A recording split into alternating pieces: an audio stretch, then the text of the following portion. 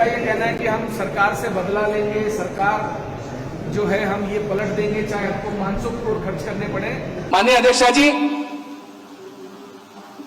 कुछ दिनों पहले हमारे राज्य के एक नामी व्यापारी सत्येंद्र साहनी जी ने आत्महत्या कर ली। ये बड़ा दुखद विषय था पूरे राज्य के लिए, प्रतिष्ठित व्यक्ति थे।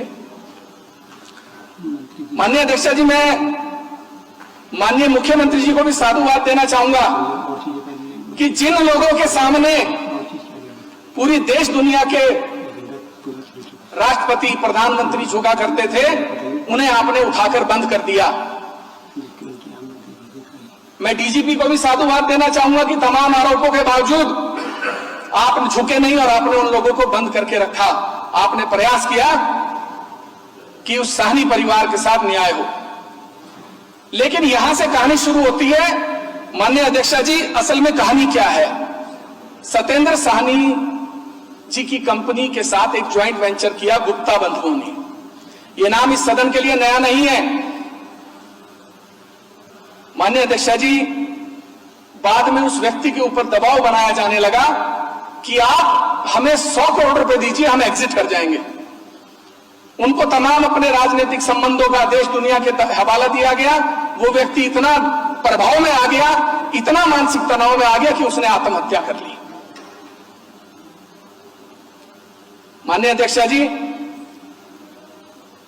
अजय गुप्ता, अतुल गुप्ता, टोनी गुप्ता, गुप्ता ब्रदर्स, उत्तराखंड इन नामों से माननीय अध्यक्ष जी भली भांति वाकिफ है।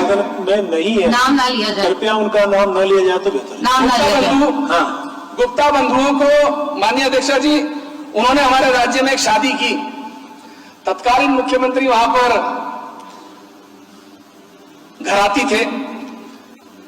391 क्विंटल कचरा औली में छोड़ गए, जिसको उत्तराखंडी साफ करते रहे उनके जाने के बाद। माननीय अध्यक्ष जी, 2010 से लेकर 2018 तक लगातार गुप्ता बंधुओं को और गुप्ता बंधुओं के, क्योंकि देश में जीजाओं का जलवा अक्सर देखने को मिलता है, चाहे वो किसी के भी जीजा हों, उनके जीजा श्रीमान गुप्ता जी जो कि करजन रोड पर रहते हैं, उनको भी वाई श्रेणी की सुरक्षा दी गई। उसके बाद उन्हें 6 श्रेणी की सुरक्षा दी गई। माननीय अध्यक्ष जी, प्रभाव यहीं खत्म नहीं होता। गुप्ता ब्रदर्स को, दोनों भाइयों को राज्य ने जेड श्रेणी की सुरक्षा, जो मुख्यमंत्री जी और राज्यपाल महोदय को दी जाती है, महामहिम को, वो सुरक्षा तक दी गई। मैं ये जानना चाहता हूं कि सरकारें उनके किस दबाव में रहती हैं? आखिर क्या लेकर सरकारों ने उनसे खाया हुआ है, हमारे राज्य के नेताओं ने, जो हम उनसे इतना दब कर रहते हैं?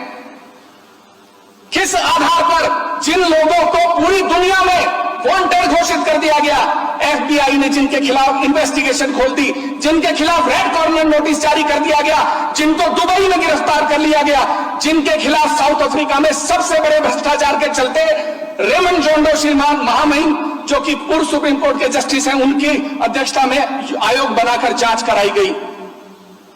एफबीआई ने कहा कि ये लोग स्टेट कैप्चर करने वाले लोग हैं, जो राज्य के नेताओं और ब्यूरोक्रेट्स के साथ मिली भगत करके उनको करप्ट करते हैं पहले, और उसके बाद उस राज्य या उस देश के संसाधनों का इस्तेमाल करते हैं। 2016 में जेड श्रेणी की सुरक्षा दी गई, 2018 में 6 जून को फिर जेड श्रेणी की सुरक्षा दी गई। माननीय अध्यक्ष जी, मैं जानना चाहता हूं इस सदन से, और सुनिए माननीय अध्यक्ष जी, सारा कंप्यूटर्स इलेक्ट्रॉनिक्स लिमिटेड, जिसको यूएसए में प्रतिबंधित किया गया, जिसके खिलाफ मनी लॉन्ड्रिंग के आरोपों के चलते साउथ अफ्रीका में प्रतिबंधित किया गया, जिसको यूएई में प्रतिबंधित किया गया, उस कंपनी की सब्सिडरी कंपनीज देहरादून के अंदर फॉर्म की गई। हेरिटेज एविएशन, अधिकतर हवाई जहाज इस राज्य में हेरिटेज एविएशन के उड़ते हैं। माननीय भी उसमें बहुत सारे सफर करते हैं, हमने भी किया है, लेकिन पैसे देकर किया है। माननीय अध्यक्ष जी, मैं जानता हूं कि जानना चाहता हूं कि हेरिटेज एविएशन के साथ ऐसा क्या प्रेम है कि जितनी सेवाएं यहां शुरू की गई, सारी हेरिटेज एविएशन कर रही है। पूरे हेलीपैड पर शस्त्र धारा के उनका कब्जा है, उनकी काट तक अंदर है। मैं दूसरी कंपनी फॉर्म की गई, सारा कंप्यूटर्स की subsidiary company Doon leisure and hospitality private limited, इस कंपनी के साथ करार किया गया। 500 करोड़ खर्च करने पड़े, हम सरकार गिरा कर लेंगे।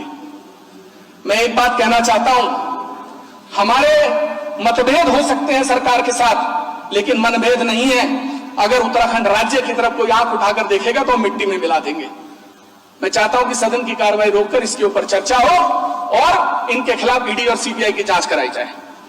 इनको समय समय पर हर तरीके की सुविधा सरकार देती रही। सबसे बड़ी बात, जिस समय इनके खिलाफ रेड कॉर्नर नोटिस था दुनिया में, ये दुनिया की रेड कॉर्नर नोटिस जब भी जारी होता है जब आप इंटरपोल आपके खिलाफ जारी करती है, तब भी इनके पास उत्तराखंड में सुरक्षा थी और ये उत्तराखंड में बड़े महफूज थे। तो मेरा इतना ही कहना है कि उत्तराखंड ऐसे गुनाहगारों की पनाह का राज्य ना बने, इन लोगों के खिलाफ कार्रवाई। आपने सदन में एक और बात कही कि ये 500 करोड़ रुपए लेकर 500 करोड़ रुपए के माध्यम से सरकार गिराना चाहते थे, अस्थिर करना चाहते थे। मैंने कहा सदन में कि अब कुछ लोगों का ये कहना है कि इनका ये कहना है कि हम सरकार से बदला लेंगे, सरकार जो है हम ये पलट देंगे चाहे हमको 500 करोड़ खर्च करने पड़े।